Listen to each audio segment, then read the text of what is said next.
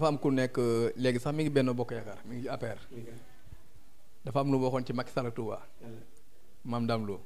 nee na Chine populaire ak Chine Taïwan boo amee bi ñàkk bële. loolu nag xëy na moom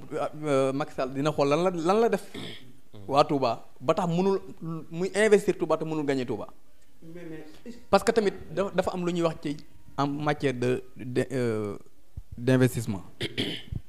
xam nga ñëw tabax lu génn dafa am lu ko jiitu parce que te assainissement Touba su ma gisee ñuy toog naan def nañ ci 10 milliards daaw ñëwaat def nañ ci 9 milliards man ça me pose problème te ma gis chaque hivernage mu am yeneen kër yoo xam ne mosuñu génn ñu génn xam nga tey jii nii toog rek daal ne def naa nangam Touba lu tax mënuma gagner Touba te waa Touba heure bu ñu xëyee ñoom gisuñu ci seen bopp tey sécurité wu Touba ñoom dañ ko daan bàkkoo di ko damoo dem ba ne def nañ fi escadron boo xamante ni boo demee bi ñu koy inauguré déclaration bi ñu defoon ci escadron bi ñu ne waxuñu sécurité wu Touba mais li wër Touba rek escadron bi dina assurer sécurité ñu dem ba ñuy raser tey ji lu mel ne marché Gar ba ndax insécurité donc loolu c'est contradictoire kenn mënu ko comprendre bi ci des aussi nee nga hôpital bi tey hôpital bi ñaar da ci am parce que man yëpp Macky Sall laa dégg mu wax nee na def nañ ci 43 milliards ñëwaat na def nañ ci 32 milliards en tout cas diggante bi ci ñaari waxam moom ñun am nañ plus de 10 milliards yu réer dama xamul nag ban kàddu moo ci wér donc loolu rek c'est à vérifier bi ci des aussi nga def hôpital bu toll noonu ba tey nekkul ne lépp moo fonctionnel non ba tey am na ci waaw parce que dama fa dem du ma toog di wax loo xam ne xaw ma ko tey inauguré nañ ko mais bari na fa loo xam ne doxul bi ci des aussi nga gis accompagnement bi ci waroon a am amu ci te liñ naan am ndaa toj ndaa taxut a bari ndaa tey mën nañu jël hôpital bu toll hôpital Le Dantec nga xam ne mat na ñett hôpital bi nekk Touba nga toj ko tey di demoo hôpital Touba. lu ñu war a liggéey déet hôpital boobu kay musul am menace bañ koy toj Macky Sall daal li mu def Touba te mënut a gagner Touba moom moo koy xool parce que nag Touba dafa am loo xam ne moom lañ jiital mooy respect boo ñëwee naa ne kilifa diine yi ay citoyen simple lañu yaakaar naa boo leen defee tali or sax ñoom dañ ci faxas sa pare nañ ci. loolu moom président daa mel ni yoon na ko mais si ba tey bu ñëwee si malaaj Bada gis nañ président depuis 2012 ba tey mu toog def fi bilan bu am solo comme ni nga ko waxee ak projet yi mu naan fii nii comme station bu voté bés bi loolu lépp Macky Sall di ko def effort yi Macky Sall di ko def ba sëñ bi wax ko ne ko li nga may liggéey sëñ bi gis na ko mais lan mooy problème waa dëkk tamit fekkee loolu lépp ñu ngi koy def ba sëñ bi reconnaître xam ko carrément taxul waa dëkk engagé ça pour moom. waaw loolu moom xam naa man damay commencer fii nga xamante bi ne foofu la Bada daaneele muy si hôpital Cheikh Ahmadou Bamba ndax ñun ñii di wax xew Cheikh Abdou am na ci programme boo xamante ne xam naa d'ici semaine bi dañ ko commencer ku ne xam na ni Touba dafa nekk dëkk boo xamante ñi fi dëkk surtout ñu dëkk si périphérie dafa bari ay néew i doole te ñooñu dañu soxla ñu jàppale leen kon paj mi mënu naa gën a yomb ba nga xamante bi ni nit ñi duñu tayeel ci bañ a dem hôpital ndax ni nga gis ñoon dinañ fermer duñu mën a dem parce que duñu am sax lu ñu daggee ticket ci kaw loolu Cheikh Abdou ñetti hôpital yi nekk ci dëkk bi muy Fawzeyni Ndamatou ak hôpital Cheikh Ahmadou Bamba hôpital bu si nekk dañ fi yóbbu 1 million pour jëndale ko rien que ay ticket patients yi ñëw dañ ko mettre à la disposition de l'hôpital parce que defoon nañ ko à la veille avant élection yi la élection locale yi parce que bi ñu ko defee woon format bi ñu ko defee woon jàpp nañ ñi waroon a bénéficier dëgg-dëgg bénéficier bii nag ñi nga xool ban format lañ koy def ba réellement askan boobu noonu di ñëw mën a jënd ñu mën koo jariñoo loolu ñi ngi siy liggéey fan yi ñëw incha allah dañ ko mettre à la disposition ba kii ñëw war a dagg ticket 5000 bu ñëwee Cheikh bi moo koy daggal ticket bu 1 million bi jeexee nag ñu doog xam ni tant de bénéficiaire moom moo ci am loolu incha allah dañ ko def ci 3 hôpitaux yooyu beneen bi nga xamante ne moom nga wax léegi muy côté lan mooy problème Macky Sall ak waa Touba yaakaar naa loolu man dinaa ci wax li sama xalaat sama xalaat mooy nit ki su fekkee dañ la jiital nga yor réew mi di ko toxal te ba nga toogee ba tey mosoo koo gañe su ma juumut benn yoon la mos a gañe département bi te booba am na lu xewoon législative boobu noonu booba PDS ak ñun bokk gis-gis muy Iba ak Sakho amoon na division si lañ profité pour ñu gagné ko depuis boobu ñun am nañ expérience ba bu ñu boolee gagné kon donc su loolu amee yow a def toog jàngat ndax man ñii lu tax ànduñu ak man te loolu bu ñu ko gisee mooy gis nañ ni bu ñuy xool li ci ëpp solo ci ñun amuñu lu dul dëkk bi amuñu lu dul tamit suñu kilifa diine amuñu lu dul ku leen yëg di leen jàppale taxawu taalibe bi parce que kilifa bu ci nekk la nga xamante moom la yor suñ Tuubaa ko jox suñu borom a ko jox du mos a dégg ex président ex député mos ex chef religieux du ko mos a dégg kon ñooñu li nga leen di defal ndax man am na kilifa bu ma xam bu baax li muy wax rek chaque jour président mooy su ma koy wax dama ko naan yërëmal taalibe yi jàppale leen soo ko defee ñun soxlawuñ dara ñun loolu rek lañ soxla ndax looloo ñu fi bàyyi looloo tax ñu nekk seen kanam kon donc su loolu amee Touba am statut spécial ñi fi dëkk muy askan wi fam beneen traitement bu ñu leen war a taxawoo ndax Touba kat jamono joo leen jàppee nii nekk gi ñu nekk ci secteur informel wala statut spécial tax na nga yaakaar ni kat ñi fi nekk xamuñu dara ak kay ñoo xam jàpp naa ne cadre nekk Touba ñi li nekk fi ñu leen raw kon suñu comprendre économie réew mi li ci ëpp di jóge Touba te jamono june ñu gis ni réalisation yi ñuy def wala cër bi ñu war a jox dëkk bi dëgg des na loolu taxawaay la boo xamante bokk nañ ci li gën a tax man ci sama xalaat ñu koy wan ginnaaw ndax am na lu bare lu fa war a am te amu fi kon loolu vraiment man jàpp na ci. ok ñaari ci leen muy di dossier Ousmane Sonko Adji Sarr wax dëgg yàlla boobu moom mënu ñëw lim ba duñ ko ay dëgg mais gis nañ réew mi léegi mel na ni démocratie dafa ci ni nga koy waxee dafa mel ni dafa xaw a sooxe liberté gi ndax depuis Macky Sall toog bari gis nañ détenu politique mu bëri ku ci mel ni Pape Alé Niang ak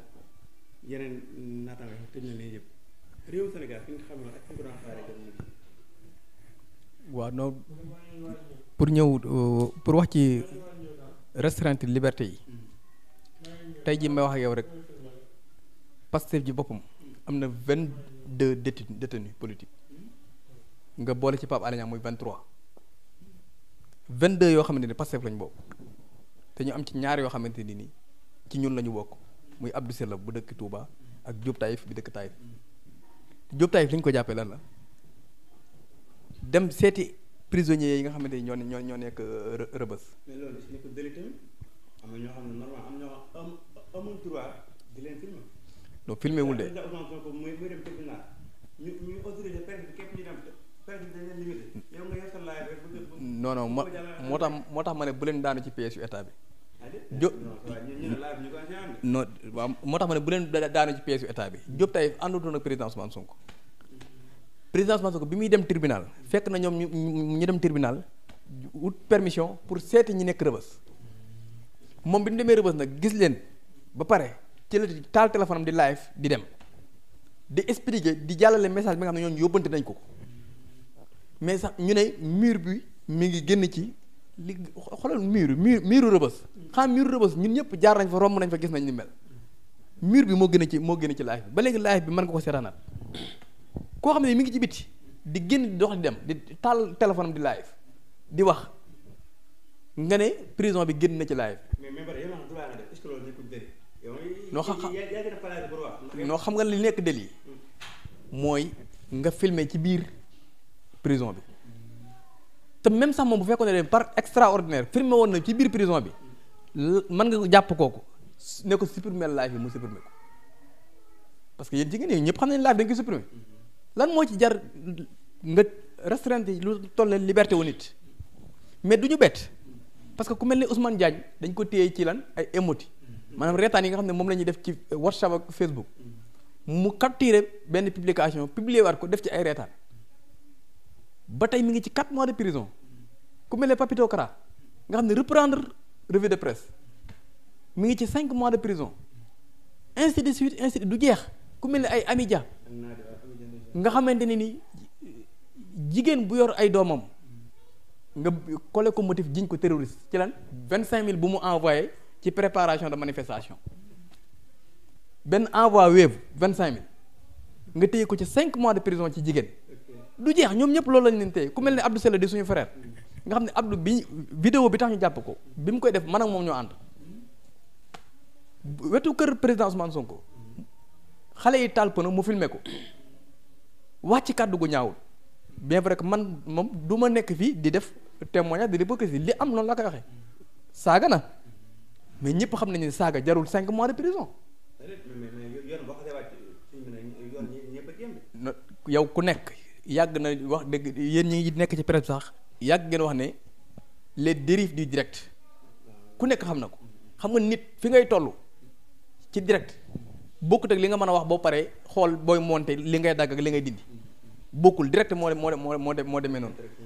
moo tax ma ne la dafa am li ñu naan les aléas du direct saaga kenn du ko rafetlu mais am na loo xam ne c'est minimum tolérance am na boo mënee toog Kaliphone Sall nga toog def ak moom live reerandoo moom koo mënta jégal ci saaga amul parce que yaakaar naa Kaliphone li mu wax nit ñi mewtu ko wax ci réew mi li mu wax Macky Sall wax ko les gardes pénitentiaires wax ko police wax ko gendarmerie wax ko les magistrats ci lu ñaaw nit ñi moo ko wax donc kon daal li ñuy wax foofu mooy nañ xam ne liberté dafa nekk lu sacré doomu adama boo koy xañ liberté war nga ko mën a xañ ci lu leer di profité ci occasion bi tamit di wax ne Pape Alé Niang cas il est trop critique parce que dem na ba jël décision ne médecin bi sax dootu ko defal traitement sànq nii ma jot information ne cas mi ngi trop critique donc loolu tamit nañ ci bàyyi xel balaa leneen di ci xew ñu taxaw fi ñun ñëpp di ko ñaawlu wala ñuy présenter ay condoléances loolu li mën nañ ci bañ a yegg.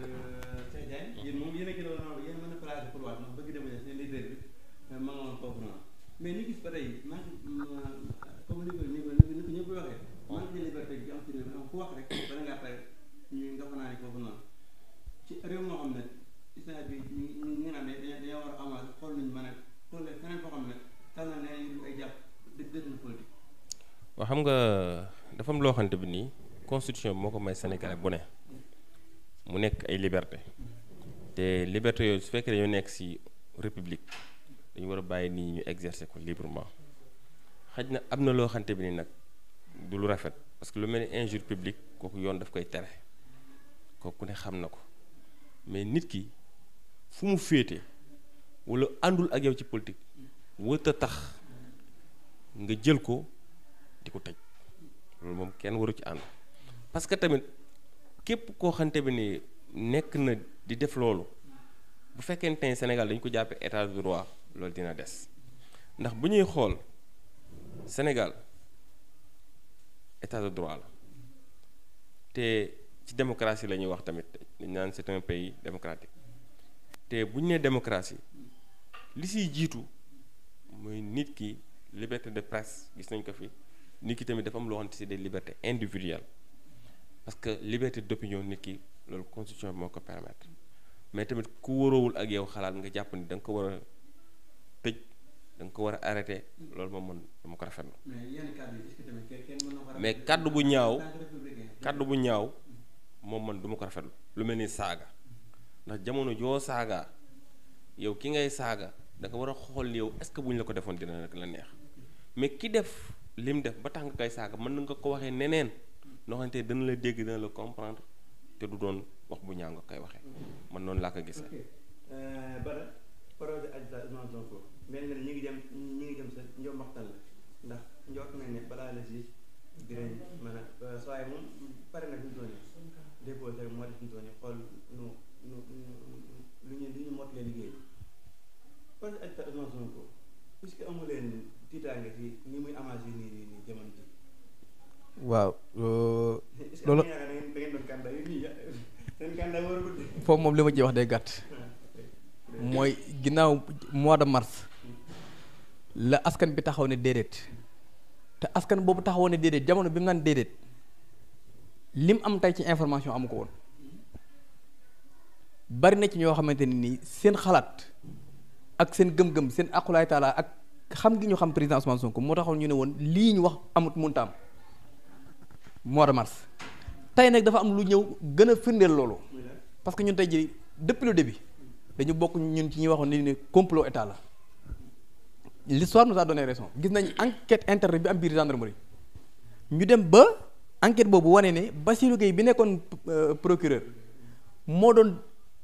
yónnee war ay PV di ko changé lu di ci def loo xamante ne ni lu kenn mënul expliquer la rapport bi wane na ko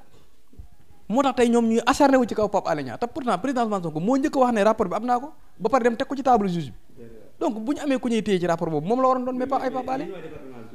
tant que seen leader est-ce que amul problème Cheikh Thioro mais taxaw publiquement ne woo na président Ousmane Sonko mën ko déwén est-ce que loolu tamit amul leen ci problème. non non loolu tamit gis nga wax bu nekk nañ koy delloo ci contexte am mbir mi bi muy doog am ak tey bari na ñoo xam ne seen kàddu waroon na ci je m'explique sëñ Cheikh vocal bi nga xam déglu naa ko biñ koy envoyé ci groupe bi maa ngi fa dafa am fu nit ñi di toll li ñu naan il faut calmer les esprits parce que moo tax ñu naan bu mbir ñëw rek yow nga jóg wax ay nit boo ànd ak ñoom am na fu situation yi toll il faut calmer les esprits waaw il a calmé les esprits parce que bu ko defur woon tey jii mën naa am état bi li mu bëggoon keroog mu am ko te tey jii histoire dem na ba tey lu ñu wax tey jii la guerre des audios audio yi lu mu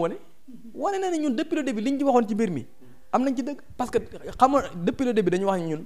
Mamour Diallo moo nekk ci moo nekk ci ginnaaw lépp te tey gis nañ ne Mamour Diallo dem na koo xamante ne nga xamoo ko mooy docteur bi nga xamu ko ba pare lan moo indi seen wax téléphone ñoom ñaar ba mu enregistré ko moom lan moo indi mu toog ak Adji Sarr ba mu enregistré ko mu ne ko dans 3 mois procès dina am liñ diggante woon ma ne yow dinaa ko def jox la passeport nga génn réew mi lan moo indi otom dem jëli ci ko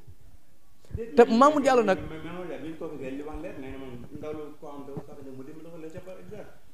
xam nga ndaw li bala muy nekk ci état de détresse ba nga koy dimbale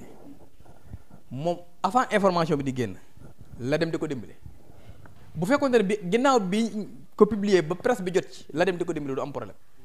mais dama ne la moom enregistrement génn na bu muy waxee ak médecin bi téléphone di ko wax ne lan moo nekk ci rapport médical bi mu ne ko dans une semaine mu ne ko non loolu mënul nekk tey laa ko soxla gis nañ ne oto moo demoon jëli xale bu jigéen bi gis nañ ne moom ci boppam moo xale bu jigéen bi toog nañ mu ne ko dans 3 mois de procès dina am liñ diggante woon xam nga li mu wax dane ko liñ diggante woon man ak yow. est-ce que bu ngeen sukkandiku ci ay audio yoo xam ne mën naa ne fiable daanaka kenn mënu koo justifier. Adji Sarr bi ko juge bi convoqué dane audio yi c'est authentique moom la xam nga loolu moom moo ko wax ci table juge bi te nag foofu sax bëgg naa fee taxaw mooy gis nga sénégalais nañ am fulla am fayda mbir yi nañ ko dépassé dem ci leneen am na yeneen urgence yu ñu war a xaar gis nga benn xale bu jigéen waru fee nekk dañuy ping pong koo xam ne tey nga wax lii suba nga wax lii ginnaaw suba nga wax lii moom neewoon na dafa ëmb mu ne daf ñu baal ma ci kàddu gi da doon fen pour rëcc fi mu nekkoon léegi ñëw na ci juge bi ne audio yi c'est authentique moom la génnaat dem ci live ne day wax rek audio yi du moom waa Pastef ñoo ko monté bi muy wax ak Baye Mbaye MC nee na daf ko doon piégé mais li mu ko wax du dëgg nit ñi kan lañu war a gëm. léegi Cheikh Ndiaye gis nañ problème moom Adji Sarr Ousmane Sonko en tant que koo xam ne Ousmane Sonko ak leadership bi mu doon imposé nit ñi dem ba dee tuumaat yu basi kii. waaw man moom. ak problème bu muy demee nii. ñaare di nga ma may sax ma wax si parce que dossier bi mosuma see wax mais sama position toujours ba mu commencé ba léegi mooy ñaare sax ku si daan wax du ma la déglu ndax dama gëm ni Sénégal fi mu toll priorité bi dafa nekk ci leneen que ñuy wax Ousmane Sonko Adji Sarr dama toll foo xam ne télé bu ma jàpp sax ñuy wax loolu ma avancé depuis mu commencé parce que dafa am loo xamante ne dama jàpp ni jël en otage sénégalais yi la ak tamit il faut que ñuy comprendre tamit leen li presse bi parce que am na ci loo xamante ni des fois dañuy détourner nit ñi ci benn information. et contre rek. parce que bu ñu commencé gis nañ ni di coow benn rapport génnee am na benn dossier bu ñu génnee basculer lii am na si yooyu il faut tamit piège yoo xamante ñu moytu ko parce que mënuñu ma gëm man benn dossier boo xam nee nañ ñaari Sénégalais ñoo ko séq ñu commencé ko daanaka mu bëgg man ñaari at chaque jour bu ñu xëyee di si coow chaque jour bu ñu xëyee di si coow te waroon nañu wax ci économie réew mi fi mu toll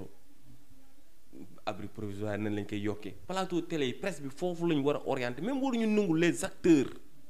politiques wala ñi ne si dossier boobu ñu leen si imposer ak lu leen mën di jox waru ko jar parce que Sénégalais yi leneen la ñuy xaar te ñi am fu la ñëpp def nañ ni mën a suivre tuñu dossier bi waxatuñ ci ñi ngi ci leneen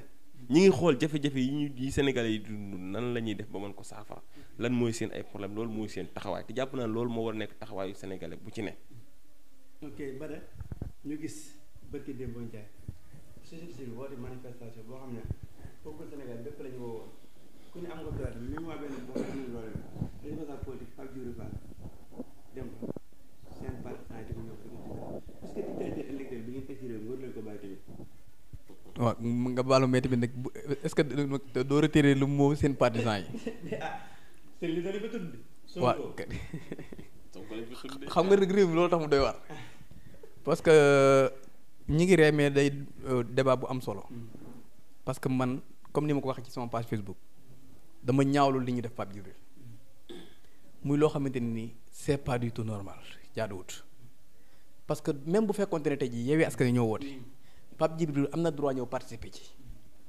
sakantuma société civile ñoom ñoo woote société civile bu ñu wootee Sénégalais bu ci sentir sa bopp am nga droit dem participer ci donc Pape Djibril du yoon teguwul fenn mu ñëw ñu di ko yuuxoo dem sax bañ ne sànni nañ xeer ci otom mais Pape Djibril ci boppam su ma ko sañee ma am message boo ma ko envoyé foo daan dem ñu di la tàccu di la tatagal di la yooxu boo fa demee tey jii ñu di la sànni nee nañ loxo yi daan tàcc bu demee ba yor xeer war nga xoolal sa bopp parce que man yaakaar naa ne ndaje mu Mimi Touré mën a ñëw toog ak Mimi Touré li mu def ci régime bi li mu participé ndomb tànk yi mu yoroon ci nguuru Macky Sall bu ndaje mu ñëw toog ñu mën ko koo baal Pape Djibril ñëw taxaw war a jël kàddu ñu ne ko doo fi jëlee kàddu parce que dafa am nag ay message yu ma ci doon déglu man déglu ma woon rek ñu ne ay nit yu doon naan Sonko dégg naa tamit ñu ne ko xamuñu foo féete wax ñu foo féete loolu tamit xam nga comme ni nga waxee ne ñi ko doon yuuxu loolu lañ doon wax il faut nga waxaale ko tamit xam nga yow noo déglu nga ko am na ñu ne ko wax ñu foo féete xam nga Sénégalais yi dama ne jeunesse bi ñoo toll ci niveau de conscience foo xamante ne nii kenn mënatu leen manipuler kenn mënatu leen nax aussi ma daaneel foofu kenn mënatu leen nax parce que boo déggee ñu ne ko wax ñu foo féete li may wax daal mooy Pape Djibril na xoolaat boppam parce que tey jii man jàpp naa ne ñi ko doon yuuxu foofu ñoo ko doon tàccu démb ñoo ko doon partagé démb mais tamit gis naa ñoo xamante ne lañ fa def neexu leen parce que man gis naa ci waa Pastef bi muy génn ñaar ñoo xamante ne xam naa leen ma nekkandoo ñoom ñu nekk ay responsable Pastef ñoom ñoo ko sax génnee dugal ko ci otoom muy ku mel ne Pape Abdoulaye Touré yaakaar naa déglu yàgg nga ko suivre te ñoo lànk ci ay manifestations yu demee noonu ak Mohamed Malal Diallo ñoom ñaar ñoo ko génne ak garde corps bi mu àndoon accompagné ko donc kon tamit buñu ne rek boo yi ko doon yuuxu na nga am na ñu fa nekkoon ñoo xamante ni dañu gisoon seen bopp ci Pape Djibril dafa waroon a jël kàddu comme ni ma ko amee parce que loolu mooy li normal encore une fois daal li may ñaawlu mooy acte bi rafetlu ma ko te tegul fenn jaaduwul mais aussi Pape Djibril na xool demaat ci néegu mën a kanam xoolaat boppam xoolaat taxawaayam parce que loxo yi daan tàccu démb boo yoree xeer tey war ngaa xoolaat sa bopp. ok bu ñu gisee jamono ji ñu ko am benn ñaari parti bu fa Yewwi benn bokk yaakaar. non mooy opposition moo am ak Macky Sall da nga nekk ci opposition bi wala nga nekk ci Macky Sall booy kay li ñu nanguwul mooy nga nekk ci diggante bi da nga ñëw ci opposition bi wala nga nekk ci Macky Sall rek. bu ñu gisee dafa am jamono ji mel ni li wokk Bougane wokk Cheikh Abdou Bakary Demba Ndiaye moo commencé xuri Pape Djibril Fall dem ci ndaje moo xam ne suñu ñoo ko woote ñu koy suufle di ko yokkoo di ko fa saaga ak yu mel noonu. waaw xam nga bari dafa am loo xam ne da ko fàtte parce que bu ñu man seetaan naa vidéo bi ñi ko doon yuuxoo dem na ba am na si ñoo wax nañ saaga nañ ndey ni ku àndut Ousmane Sonko doo fi nangam waxee loolu c'est anormal si pays de démocratie ba noppi ngeen ni Ousmane Sonko dafa war a jiite réew kon li ñu doon bañal li ñuy ni ñun moom lañ contrer Macky Sall mi ngi ci Ousmane Sonko parce que mënuñu. non bu demee ci Ousmane Sonko mi ngi ci boy ma développé parce que mënuñu li ñuy bañal waa kër Macky Sall di gis ñoom ñu amee loolu noonu yéen ngeen da ngeen laaj réew mi ba noppi ñu gis seen ay ñooñ di amee comportement boobu noonu parce que li njëkk anormal mooy Pape Djibril am ambition comme Ousmane Sonko ñëw ci ndaje ay nit wuyoo Ousmane Sonko di ko humilier loolu moom kenn rafetloo ko bi ñu amee comprendre stratégie de communication Ousmane Sonko génn def naqarlu ko yooyu noonu yooyu comprendre nañ c'est pour gérer situation bi ñun ñëpp ay politique lañ xam nañ mais nit ñi loo def xam nañ. mais dafa am loo xamante bi stratégie de communication bi wax na ci de. si d'accord nañ ñëpp wax nañ ci mais dafa am loo xamante bi ni dafa jaaduwul rawatina ci réew moo xamante bi ni réewu démocratie lañ wax ndax bu fekkee waa Pastef pour ñoom ku gëmul Ousmane Sonko baaxoo warkat nga traître nga alors que tel n'est pas le cas xaj na yow Bada li la doy ci Ousmane Sonko man mi doyuma doyul Pape Djibril Ousmane Sonko am na ambition Cheikh Abdou dafa war am ambition Pape Djibril dafa war am ambition mais da ngeen leen ko war a nungul wër bugaan loolu mooy seen problème ak yéen kon donc loolu dama jàpp di warul mën a nekk ba képp ku ñëwul coalition Yewwi rek bootu ci ginnaaw Ousmane Sonko ni yaay leader bi yaay tête de file bi dañ la war a sànni xeer dañ la war a saaga dañ la war a humilier loolu c'est anormal kenn du ko nungu kenn du ko d'accord parce que Ousmane Sonko chef de parti la nekk ci opposition bi soxla réew mi ñeneen noonu kon doon il faut que ngeen nungul leen loolu dina rebondir tuuti foofu noonu parce que man dafa am loo xamante ne bu fekkente ne yéen a ngoy continuer di ko mëne di ko doxal te ma koy gis mën naa dem ba. non loolu moom seex na ñemewuñu ko. parce que non dama ne mën naa dem ba wax loolu te bëgguma yegg fa tamit parce que tamit su ñuy gis nii dañuy woo ci patriotisme dañuy woo ci démocratie dañuy woo ci ndàngam dañuy woo ci li Macky Sall daf koy def baaxul parce que gis nañ les patriotes ñu taxaw di fustiger di Macky Sall bi mu jëlee le président Macky Sall bi mu jëlee nguur gi dafa jël li nga xamante bi ni mooy li alal réew mi yëpp muy bis ci Sénégal dem dikk peinture ko marron beige ci biir président sax ñu gis yoo xam ne marron beige lañ ko peinture ñu dem ba ñun tamit ñu gis Ousmane Sonko président Pastef maire de Ziguinchor jël oto mbali yi nga ñoo nekk Ziguinchor mu peinture leen couleur partem am ci boo xam dañ ci bind sax buruk man maa ngi photo yi. non peinture leen couleur partem de. non vert blanc lañ ko def. waaw mais suñu couleur part du vert blanc. mu nekk loo xamante bi ni suñu couleur part du vert blanc. dem ba bind sax seen yooyu ñuy bind seen buubu yi. non ñun suñ couleur part du seen buruk boobu noonu ñu koy bind. buruk tamit il faut nga xam lan lañ signifié. waaw mais buruk boobu noonu buruk il faut nga xam lan lañ loolu signifié. slogan Ousmane Sonko la. buruk mooy travail. waaw mais slogan la. buruk ça n'a rien à voir ak Pastef. slogan la buruk bokkut ak Pastef. slogan la. non buruk ak Pastef bokkuñu. yaa ngi dégg. buruk ak Pastef bokkuñu dara. waaw même ma yeggale même ma développé parce que ma nekk ci logique bu am solo parce que xam nga dafa am loo xamante bi su fekkee dañuy woo ci patriotisme di ñu woo ci yeneen di ñu woo ci jub di ñu woo ci kii am na ci yooyu tamit il faut ñu éviter ko surtout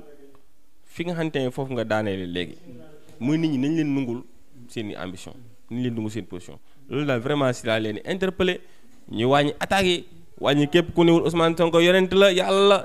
parce que tamit am ñoo xamante ne dañ koy wax sax Ousmane Sonko mooy seen sëriñ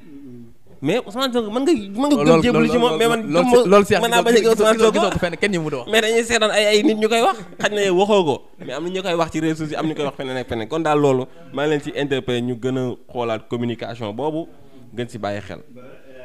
ñëw jeexal fi wax dëgg yàlla nag kon dañu am problème temps des nañ nga ber ko mu jaar discours Pape Djibril après point de presse bi ñu def nga tàggoowaale. waaw man daal foofu li may waxaat rek mooy Pape Djibril c'est de bonne guerre am na ay nit yu ko attaqué bi mu ñëwee comme d'habitude li ma ko wax sànq victimisé wu na xam nga parce que tamit liñ naan nit doo ko dóor ba pare ne ko doo fi jooyee loolu mënul nekk mais daal li ma ciy waxaat mooy di ko ñaawlu man moom wax dëgg yàlla comme li Cheikh wax sànq quel que soit les bords nit ku nekk li ma wax sànq ci sama njëlbéenu wax ginnaaw ba nga juddoo ci réew mi yaroo fi màggee fi réew mi defal la lépp nga am volonté engagé wu ci politique ku nekk libre nga ci ni nga defee politique Pape Djibril dama koy nangul ni muy defee politique am taxawaayam assemblée nationale ligne de conduite am la mu dem ci ñun suñu ligne de conduite ñu ngi ci ñu dem ci amul lenn loo xamante ne war nañu mën a boole ba comme li ñuy wax terrorisme intellectuel bi ba jaru ko te tamit mais nag tey jii Ousmane Sonko moo toll foo xam ne am benn dimension am benn envergure nationale am benn envergure internationale sympathisants yi bëri nit ñëpp yamuñu parti boo dem am na ay brebis muy Pastef muy nekkal fi askan wi muy APR muy feneen feneen dina am ñoo xam ne mënoo leen recadrer mënoo ci ñoom dara parce que man sax parfois ma am position boo xamante ne nii day waroo ak ñoom wala ñoom ñu am loo xamante ne day waroo ak ñoom mais da ngay xam ne ñii mënoo leen canaliser parce que man mën naa la ci nettali rek benn anecdote am na benn booy bu ci mas a publier El Malick Ndiaye woo ko parce que kooku dafa féete woon fii Touba man biñ ma woowee parce que suñ man ak moom suñ ñaari tur yi ci Facebook dafa xaw a jege bëgguma di suti turam quoi mais li ma bind sama Facebook ak moom li mu bind dafa xaw a jege El Malick kooku bi mu gisee loolu muy Bassirou Kébé mi nekk mouvement des cadres bi mu ko gisee moom mu jum yaakaar ne man la mu capturé ko envoyé ko El Malick envoyé ko sama numéro El Malick woo ma ne ko noo du man léegi bi ma lijjanti ba am numéro booy boobu jox ko xam nga bi El Malick waxee moo xam nga booy lu mu ko wax jëndaloon sama téléphone jëndaloon sama connexion xam nga ko canaliser ko jafe na moo tax ma ne mais daal de toute façon liñ naan njaboot gi la wër moom lu ñu def rek dañ koy bëgg a sotti ci sa kaw loolu tamit liñ naan ku woote nit ñi wuy si kenn ku nekk na mu wuy see ak jëkko ba mu wuy see formation bi bokkul kenn ku nekk ni nga ko yaree ak fi mu jógee loolu lay indi bu ñëwee mais daal nañu gën a xamaat ne politique bi ñoo ko bokk nañu gën a respectante te man li tax ma gën a yokk ne d'accord ma ko tey jii ci li xew ci Pape Djibril dañu am rendez-vous ak histoire te foofu bu ñu fa àggee ñun ñëpp dañu soxlawante tey am na combat boobu xam ne bu taxawee Ousmane Sonko dafa soxla Pape Djibril dafa soxla Ousmane Sonko dañu soxla Cheikh Abdou daf ñu soxla te li ma lay wax ne yàggatul dara tey gis nga coow li bari na nii de mais benn semaine lay diri wala 2 semaines dinañu boole ñoom ñëpp dinañ taxawaat au même front parce que dama ne la on a affaire avec l'histoire te rendez-vous moo nekk suñ kanam boo xamante ni ñun ñëpp daf ñu itteel donc nañu gën a joxante waat gën a toogaat gën a waxtaan parce que dugg nañ tey le 1er janvier 2023 mu nekk année boo xamante ne année décisive la man dinaa dégg ñu bëree bëri noonu nag lañ baaxoo parce que habitude la bonne et heureuse année ñun ñëpp dinañ ko wax parce que loolu ay jullit lañu li ñu bëgg mooy ñaan yàlla defal ñu atum jàmm mais at la moo xamante ne ni en tout cas li ma ci mën a wax mooy at bu décisif la kon nag nañ gën a joxante loxo gën a warmalante ci kàddu yi politique ku nekk am nga sa choix ku nekk libre nga lépp loo def nga assumer ses responsabilités bu la neexee nga dem parti bi bu la neexee nga dem ci coalition bi lu la neex man moom c'est à ce qui me concerne ak li may woo waa Pastef mooy nañu focus ci 2024 nañu focus ci suñu candidature respecter nit ñi seen position kenn ku nekk noo gisee ne doon nga war a defee sa politique même boo gisee ne da ngay dem rejoindre benn boo ko yaakaar tu es libre askan bi moom moo fi nekk le moment venu askan bi dina arbitrer dina def choix bi mu war a def waaw boo pour daaneelaale ma sant la bu baax a baax nag gërëm la ci invitation bi aussi amoon mbégte parce que mbégte la doon saa su ne ci ñëw weccoog yéen suñu xalaat jégluwaat ci kàddu yi xëy na wax ji jaxasoo na sonn la ak parce que jaaruñu sax kër gi liggéey lañ jógee sonn ñu ngi ciy jéglu bu baax a baax yéen it ñu leen sant bu baax di leen gërëm parce que saa bu ko laajee rek ngeen may ñu opportunité ñu mën a waxtaan ak askan bi mën a waxtaan ak waa département bi di sant bu baax di gërëm Cheikh suñu co-débatteur comme ni ma ko waxee léegi ñu bokk département bi ñun ñu am lu ñuy roy ci ñoom it ñu nekk suñu ay mag suñu ay kilifa ñu ànd ak ñoom ci liggéey bi tamit nekk ci terrain bi dara ñaawut dara du mas a ñaaw malgré les divergences wala les attaques lu mu mën di doon politique moo demee noonu tey ji ñaari ñu bokk ndey ak baay sax bu ñu bokkul parti politique parfois mu am ay attaque seen biir mu am jàppante seen biir mais loolu yëpp bu paree ñu weesu ko parce que comme li ma wax léegi rek am nañu rendez-vous ak histoire te foofu ñun ñëpp soxlante nañ fa te réew mi soxla na ay ndawam taxawu ko ginnaaw nag ci réew mi lañ juddoo yaroo fi màggee fi jàngee fi réew mi deseelatuñu dara ñun ñoo am lu ñu desee réew mi te tey ji Sénégal nekk na ci loxo yoo xamante ni jaadu na ñun jeunesse bi ñu jóg taxawu réew mi te loolu nag li ñu koy may mooy ñun ñëpp ñu joxante loxo ànd doon benn fi ñu jëm yàlla may ñu ci dem maa ngi koy sant bu baax di ko gërëm parce que tamit grand bu cool la doon naa ko tooñ au cours de l'émission moo demee noonu mais grand bu cool la maa ngi koy jéglu bu baax a baax bu fekkee am na lu ma ko wax loo xamante ne nii lu xaw a déplacé wu la maa ngi ko ci jéglu bu baax a baax bu fekkee aussi am na lu ma wax lu déplacé wu ci Cheikh Abdou wala ci keneen ku mu mën di doon maa ngi ciy jéglu bu baax a baax xam ne du woon suñu yéene peut-être xëy na làmmiñ moo demee noonu ñi di leen sant bu baax di leen gërëm mbégte la woon ak kontaan ci teewaat ci émission bi jërë ngeen jëf. waaw xam naa li may wax rek mooy di wax ni daal Sénégal ñun ñoo ko bokk te jàpp nañ ni tamit dañu war a bokk si ñi jóg pour tabax réew mi kon lépp lu ñu fi waxit ci defar lañ si jublu lépp lu ñu fi waxit yéene bu rafet lañ ci am ba tax luñ ci wax si loo xamante ne safaan la ni wala nit ki gis na ni du lu gën ñu koy jéglu ndax ñun am nu yéene di def politique di wax lu ñaaw wala di ko def wala di wax lu ñu xamul wala di ko def ñaar yooyu man samay principe la ba damay faral di wax ak kilifa sax mu ne ma kon dina jafe ka sori si politique ma ne ko man lu ma gëm ci loolu laay dox te lu may wax it dëgg lay doon ci man te fu may teg sama tànk lu ma xam lay doon ba tax képp koo xamante bi ni dinañ séq politique même bu ñu dee ay adversaire du ma yëkkati kàddu bu ñaaw di ko jëme si yow du ma la def lu ñaawit ndax li nga xamante moo am solo mooy nit ki lu mu mën doon lii wërsëgam wala fi mu war a jaar loolu suñu borom da cee noppi kon rafetal ànd da ciy baax te gëm naa ni Sénégal jeunesse moo ko ñoo ko mën a développer te jeunesse yi pour ñu développer il faut que lii njëkk mooy mentalité yi ñu liggéey si ba pare ndax tamit comme ni ko Bada waxee léegi xaj na niveau d'instruction yi du bokk éducation yi ni ñu leen yare du bokk xaj na expérience yi dina des mais yooyu noonu yëpp tamit su amee il faut que ñuy nungul nit ñi yenn erreurs yi di leen corriger te nit ki tamit li am solo mooy su defee erreur mu nungu ni def na erreur te critique tamit ñu koy nungu parce que tamit mënuñu def politique te duñ nungu fi ñu critique ndax amul kenn ku parfait du benn leader mais jamono ju ñuy critiquer sa leader nga bëgg a jóg dal ci kaw nit loolu du erreur la te man jàpp naa ne loolu lu ñu war a bàyyi la lu ñu war a éviter la kon maa ngi jeexal tamit di la santaat bu baax sëñ Modou Ndiaye